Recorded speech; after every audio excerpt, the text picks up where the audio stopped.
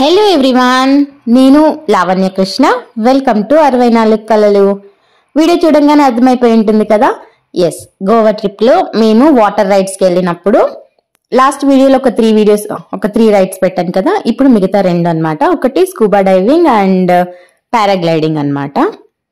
And నేను ఇంతకు ముందు వీడియోలో గోవా ట్రిప్ లో ఎంత ఖర్చు అవుతుంది వాటర్ రైడ్స్ గురించి అంతా అని చెప్పి డీటెయిల్ గా ఎక్స్ప్లెయిన్ చేశాను. ఆ వీడియో చూడనట్లయితే ఆ వీడియో కూడా చూడండి అందరూ. ఇంకా ఈ వీడియోని పూర్తిగా చూసే ముందు మన ఛానల్ ని సబ్స్క్రైబ్ చేసుకోండి. అలాగే వీడియో నచ్చినట్లయితే ఒక లైక్ చేయండి. ఇక ఈ వీడియోలోకి వెళ్ళిపోతే, గోవాలో సెకండ్ డే వాటర్ రైడ్స్కి వెళ్ళామని చెప్పాను కదా ప్రీవియస్ వీడియోలో. అండ్ దాంట్లో ఒక 5 రైడ్స్ ఇస్తారు. అందులో స్కూబా డైవింగ్ అండ్ పారాగ్లైడింగ్. ఇది ఎప్పుడు నేను టీవీలో చూసి వావ్ అని ఒక థ్రిల్ ఫీల్ అయ్యేదాన్ని. ఫస్ట్ టైం చేయబోతున్నానని చెప్పి చాలా ఎగ్జైట్ ఫీల్ అయ్యాను. ఆ ఎగ్జైట్మెంటే నాకు కొంచెం టెన్షన్ క్రియేట్ చేసి అండర్ వాటర్ నేను 1 సెకండ్ కూడా ఉండలేకపోయాను. సో వాళ్ళు వీడియో అంతా అబౌవ్ ద వాటరే తీసారనమాట. ఇది వచ్చి మనకి ప్యాకేజ్ లోనే 1 మినిట్ వీడియో వాళ్ళు మనకి అండర్ వాటర్ ఇస్తారు.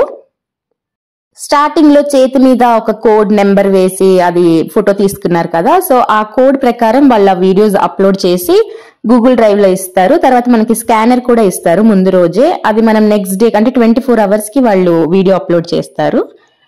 24 అవర్స్ తర్వాత మనం గూగుల్ డ్రైవ్ లో స్కాన్ చేస్తే మన వీడియో మనకు వస్తుంది అనమాట.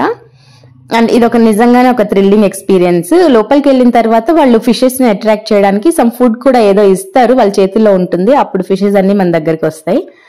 కానీ ఆ ఫిషెస్ ని మాత్రం లోపల పట్టుకోకూడదు, ఎందుకంటే అవి ఏదో చాలా ఆయిలీగా ఉండటమో ఏంటో. బయటకు వచ్చిన తర్వాత మన హ్యాండ్స్ వాళ్ళైతే డీజిల్ తో వాష్ చేస్తారు ఒకవేళ మనం గనక ఫిష్ పట్టుకున్నట్టయితే. లోపల రోజు చేసే యోగా, బ్రీతింగ్ ఎక్సర్సైజ్లు ఇవన్నీ ఎటుపోయాయో ఏంటో. మనకి ఆక్సిజన్ మాస్క్ ఇస్తారు, ఓన్లీ నోటి ద్వారా తీసుకోవాలన్నమాట. మన ముక్కుని బ్లాక్ చేసేస్తారు ఆ స్పెక్టికల్స్ తో. ఎందుకంటే అండర్ వాటర్ వెళ్ళిన తర్వాత ప్రెషర్ వల్ల నోటితో గనక మనం బ్రీతింగ్ చేసామంటే ఇయర్ పెయిన్ వచ్చే ఛాన్స్ ఉందని చెప్పి వాళ్ళు ముక్కుని పూర్తిగా బ్లాక్ చేసి ఓన్లీ మౌత్ ద్వారా మనము గాలి తీసుకోవాలన్నమాట ఆక్సిజన్ సిలిండర్ నుంచి. బట్ అది నేను చేయలేకపోయాను. సో 1 సెకండ్ కూడా లోపల ఉండలేక బయటకు వచ్చేసాను. నేను ముందే ఊహించి వెళ్లకుండా ఉండుంటే అది భవేష్ కి ఇంకో ఛాన్స్ వచ్చిండేది. 2 టైమ్స్ వెళ్ళి ఉండేవాడు నా బదులు కూడా. బట్ వాడు ఎక్స్ట్రా 500 పే చేసి సెకండ్ టైం వెళ్ళాడు. అంత బాగుంది ఎక్స్పీరియన్స్ అండర్ వాటర్. దివిజయ్ అయితే నేను వెళ్తాను అండర్ వాటర్ చూస్తానని చెప్పి ఒకటే గొడవ. కానీ పిల్లలకి నాట్ అలౌడ్ అది పారాగ్లైడింగ్ అండ్ స్కూబా డైవింగ్. కానీ పారాగ్లైడింగ్ దాన్ని ఏడిపి చూసి అక్కడ ఉన్న వాళ్ళు 2-3 అట్లా వాటర్లు కొంతసేపు ఆడిపించి తీసుకొచ్చారు దాన్ని. అండ్ ఈ పారాగ్లైడింగ్ కూడా సూపర్ ఎక్స్పీరియన్స్. మనల్ని చాలా హైట్ లో తీసుకెళ్లి టక్కున అలా వాటర్ లో ముంచి మళ్ళీ పైకి తీసుకొస్తారు. ఇదైతే పర్ హెడ్ 600 రూపీస్ ఎక్స్ట్రా తీసుకుంటారు. 100 మీటర్స్ పైకి తీసుకెళ్తారనమాట. విత్ ఇన్ ద ప్యాకేజ్ అయితే జస్ట్ ఒక 20 మీటర్స్ పైకి తీసుకెళ్తారు. స్కూబా డైవింగ్ అయిపోయిన తర్వాత పారాగ్లైడింగ్ చేయడానికి ఇంకొక బోట్ వస్తుందన్నమాట మనల్ని సీ మధ్యలోకి తీసుకెళ్లడానికి. అక్కడికి వెళ్ళిన తర్వాత ఆ ఎయిర్ ప్రెషర్ అదంతా కావాలి కదా. సో సముద్రపు మధ్యలోకి తీసుకెళ్లి అక్కడ చేయిస్తారనమాట. సో మళ్ళీ ఇది అయిపోయిన తర్వాత లంచ్ అయిపోయిన తర్వాత మళ్ళీ బోట్ మారాలి పారాగ్లైడింగ్ కోసం. Scuba diving under water minimum 5 minutes ఉంచుతారనమాట. మనకి 1 మినిట్ వీడియో ఇస్తారు, కానీ 5 మినిట్స్ బాగా ఒక 6 మీటర్స్ టు 10 మీటర్స్ లోతుకు తీసుకెళ్తారు. అండ్ ఇంకా పిల్లలు అయితే చాలా ఎగ్జైటింగ్ ఫీల్ అయ్యారు కదా. అవతల వాళ్ళు కూడా చాలా ఎంజాయ్ చేస్తూ భవేష్ ని మోర్ దెన్ 6 మినిట్స్ తీసుకెళ్లారు సెకండ్ టైం అయితే. భవేష్ చాలా హ్యాపీ ఫీల్ అయ్యాడు. సో బాగా ప్రాక్టీస్ చేయాల్సింది ఏంటంటే, మనం స్కూబా డైవింగ్ కి వెళ్ళాలి అని అనుకుంటే కనుక మౌత్ బ్రీతింగ్ అన్నమాట. నోటితో గాలి తీసుకుంటూ వదలటము. యోగా చేసేటప్పుడు మోర్ దెన్ 25 సెకండ్స్ 30 సెకండ్స్ వరకు కూడా బ్రెత్ ని హోల్డ్ చేయగలిగాను. బట్ ఏంటో అండర్ వాటర్ వెళ్ళేసరికి మొత్తం ఉల్టా పుల్టా అయిపోయింది. ఇలా కంటిని ముక్కుని బ్లాక్ చేస్తూ స్పెట్స్ ఇచ్చారు కదా. తర్వాత వాళ్ళు మనకి నడుముకి ఒక 5 kgs పైనే ఉంటుందేమో, అది ఏంటో ఒక వెయిట్ మన నడుముకి కడతారనమాట బెల్ట్. తర్వాత వాటర్ లో దిగిన తర్వాత ఆక్సిజన్ సిలిండర్ మన బ్యాక్ కి ఇలా తగిలించి మనకు ఒక కోచ్ ఎప్పుడు అక్కడ పక్కనే ఉంటారు. నాకు బాగా నచ్చింది ఏంటంటే, ఇక్కడ చేస్తున్న వాళ్ళందరూ పక్కా ప్రొఫెషనల్ గా ఉన్నారు అండ్ వెరీ డీసెంట్ బిహేవియర్ అనిపించింది. అట్ ది సేమ్ టైం కొంచెం స్ట్రిక్ట్ గా కూడా ఉన్నారు. ఎందుకంటే మనము ఎగ్జైట్మెంట్ లో కొంచెం అటు ఇటు అయినా మళ్ళీ మనకే నష్టము అండ్ వాళ్ళకు కూడా చెడ్డ పేరు కాబట్టి చాలా స్ట్రిక్ట్ గా కూడా ఉన్నారు. భవేష్ సెకండ్ టైం వెళ్ళినప్పుడు అయితే ఇంకా చూడాలి, దివిజ గోల గోల కాదు, నేను అన్న 2 times వెళ్ళాడు, నేను ఒక్కసారి కూడా వెళ్ళలేదు, అన్ననే పంపిస్తారు అని ఒకటే గొడవ అది. అందుకే జస్ట్ ఊరికి దానికి ఐ మాస్క్ అవి పెట్టి ఫోటో తీసామన్నమాట. ఇక్కడే మనకి స్విమ్ సూట్ ఇస్తామని చెప్పి 200 ఎక్స్ట్రా తీసుకుంటారు, బట్ వాళ్ళు స్విమ్ సూట్ ఇవ్వరు. అసలు అంత టైం కూడా ఉండదు అక్కడ స్విమ్ సూట్ మార్చుకునేంత టైం, బట్ వాళ్ళు అలా చెప్పి 200 ఎక్స్ట్రా తీసుకున్నారు. సో మాట్లాడుకునే ముందు మనమే జాగ్రత్తగా ఉన్నామంటే ఒక 200 సేవ్ చేసుకోవచ్చు అని చెప్పాను కదా, అది ఈ ప్లేస్ లోనే. తర్వాత ఇంకెక్కడ స్విమ్ సూట్ అనేది యూజ్ ఉండదు.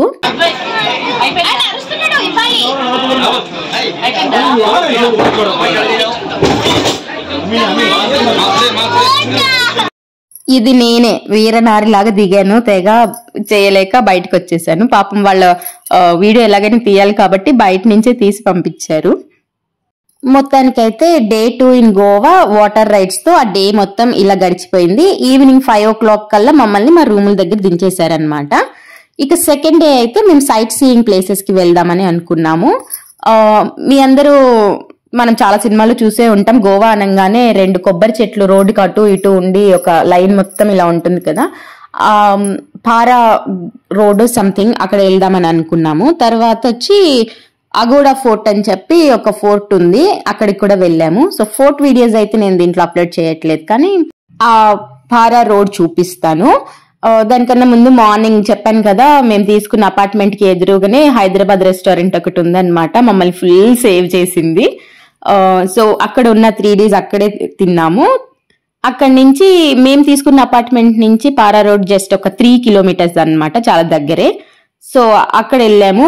స్టార్టింగ్ అయితే ఏదో టీవీలో చూసాము, సినిమాల్లో చూసాము, అదొక ఎగ్జైట్మెంట్ ఫీలింగే, కానీ ఈ ఏరియాని చూస్తే మాత్రం దూరపు కొండల నునుపులాగా ఇదంతా మన సైడ్ ఉండే లొకేషన్ లాగే ఉంటుందన్నమాట. చుట్టూ కొబ్బరి చెట్లు, ఇల్లులు మంచిగా. ఇంకోటి ఏంటి, ఈ ఏరియా చూసిన వాళ్ళు ప్రతి ఒక్కళ్ళు మన ఆంధ్ర సైడ్ వాళ్ళు అయితే కనుక ఫస్ట్ గోదావరి సైడ్ వెళ్ళామంటే గనక రోడ్లన్నీ ఇట్లనే ఉంటాయి కొబ్బరి చెట్లతో, ఫుల్ గ్రీనరీతో అని ఖచ్చితంగా మన గోదావరిని అయితే గుర్తు చేస్తుంది. నిజమే, జస్ట్ ఒక ఫోటో షూట్ కోసం ఏదైనా మంచి లొకేషన్ లో ఫొటోస్ తీసుకోవటం కోసం వెళ్ళటం తప్పితే నాకేమంత ఎగ్జైటింగ్ అనిపించలేదు. బట్ ఒక గుడ్ థింగ్ ఏంటంటే అక్కడ రెంట్ కి సైకిల్స్ ఇస్తారనమాట, 1/2 hour 150-200 rupees కి. అలా భావేష్ ఇంకా భావేష్ తో పాటు వాళ్ళ ఫ్రెండ్ కూడా ఉన్నాడు కదా, వాళ్ళిద్దరు సైకిల్ రైడింగ్ చేశారు. ఇక దివిజన్ చూడాలి, ఎక్కడికి వెళ్ళినా మాకు పేచీలు ఉంటాయి కదా, అన్నకు సైకిల్ ఇచ్చారు నాకు ఇవ్వలేదు, అన్నకు నిన్న స్కూబా డైవింగ్ చేయించారు నాకు చేయించలేదు, అన్ని అన్ననే చూస్తారు అని. ఇంకా వాళ్ళ నాన్న దాని చుట్టూ తిరుగుతూ దాన్ని బుజ్జగిస్తూ అదే సరిపోయిందనమాట మాకు ఈ హాఫ్ డే అంతా.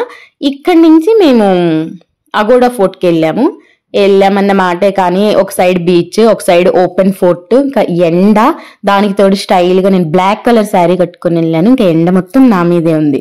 సో వీడియోస్ అయితే మంచిగా తీయలేకపోయాం అక్కడ. గోవాలో నాకు ఇంకా బాగా అనిపించింది థింగ్ ఏంటంటే ఎక్కడ అపార్ట్మెంట్సే లేవండి. మోర్ దెన్ ఒక 3 floors కన్నా నేను ఇంకా పెద్ద బిల్డింగ్ చూడలేదు. అక్కడ ఉన్నాయి ఎక్కడో పనాజీ అటు సైడ్ అయితే ఉన్నాయి 1-2, బట్ ఇల్లులన్నీ పెంకుటిల్లులే కనిపించాయి. దారి పొడుగుతా నాకు ఆ కర్ణాటక ధర్మస్థల గోకర్ణ సైడ్ వస్తున్నప్పుడు కూడా ఎక్కువగా పెంకుటిల్లులే కనిపించాయి.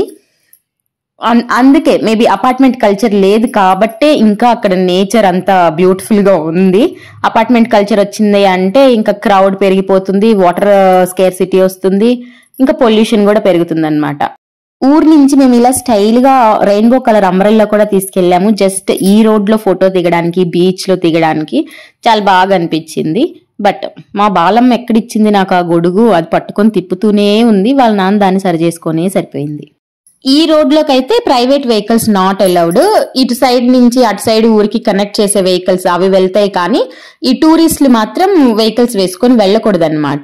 ఒకవేళ వెళ్ళినా రోడ్ క్రాస్ చేసి వెంటనే వెళ్ళిపోవాలి, కానీ మధ్యలో ఎక్కడ ఆపి ఫొటోస్ దిగడాలు అలాంటివి ఏవి చేయకూడదు. ఖచ్చితంగా మనం గనక రూల్స్ పాటించకపోతే ఎంట్రన్స్ లో పార్కింగ్ దగ్గర ఉన్నారు కదా, వాళ్ళు ఖచ్చితంగా వెంటపడి మరీ స్టాప్ చేస్తారు. స్పెషల్ గా ఈ రోడ్ ఒక 800 meters ఉంటుందన్నమాట, <1 kilometer. ఈ రోడ్ ఎంట్రన్స్ లోనే మనకి పార్కింగ్ ప్లేస్ ఉంటుంది, అండ్ ఇలా సైకిల్స్ కూడా రెంట్ కి ఇస్తారు. బాగుంటుంది, కొంచెం టైం స్పెండ్ చేయొచ్చు. మరి మోర్ దాన్ 1 అవర్ కన్నా ఉన్నాము అంటే బోర్ కొట్టేస్తుంది, ఎందుకంటే ఇంకా ఎండ పెరుగుతుంది కదా అందుకు. దివిజ గోవా రావడానికి కారణం మెయిన్ స్కై చాలా బ్యూటిఫుల్ గా ఉంటుందమ్మా, గోవాలో వెళ్దామని అడిగింది. నేను ఎక్కడైనా ఒకటే స్కై అని చెప్పాను, కానీ గోవా వచ్చిన తర్వాత తెలిసింది. మీరు చూడాలి, ఈ ఏరియాలో సన్ రైజ్ ఒకలాగా, సన్సెట్ ఒకలాగా, బీచ్ ఏరియాలో ఒకలాగా ఎంత బ్యూటిఫుల్ గా ఉంటుంది అంటే చూసి తీరాల్సిందే. నేచర్ లవర్స్ కి అయితే ఖచ్చితంగా చాలా బాగా నచ్చుతుంది ఈ గోవా కానీ, గోవా చుట్టుపక్కల ప్లేసెస్ కానీ. పారా రోడ్ అని వెళ్ళాను, ఇంతకు నేను కనిపించట్లేదు ఏంటనుకుంటున్నారా? కెమెరా ముందు కెమెరా వెనక ఒకేసారి ఉండటం కష్టం కాబట్టి నేను కెమెరామెన్ లాగే మిగిలిపోయానండి ఈ వీడియోలో. ఈ రోడ్ దాటితే అవతల పారా అనే విలేజ్ ఉంటుంది కాబట్టి దీన్ని పారా రోడ్ అంటున్నారంట. అండ్ ఇది లాస్ట్ వీడియో గోవాలో, అండ్ మీకు నేను రేపు గోకర్ణ, మురుడేశ్వర్ అటు వెళ్ళాము, ఆ వీడియోస్ అప్లోడ్ చేస్తాను. మీరైతే ఈ వీడియో నచ్చినట్లయితే తప్పకుండా లైక్ చేసి మన ఛానల్ ని సబ్స్క్రైబ్ చేసుకోండి. ఫ్రెండ్స్ అండ్ ఫ్యామిలీకి కూడా షేర్ చేయండి. Thank you for watching.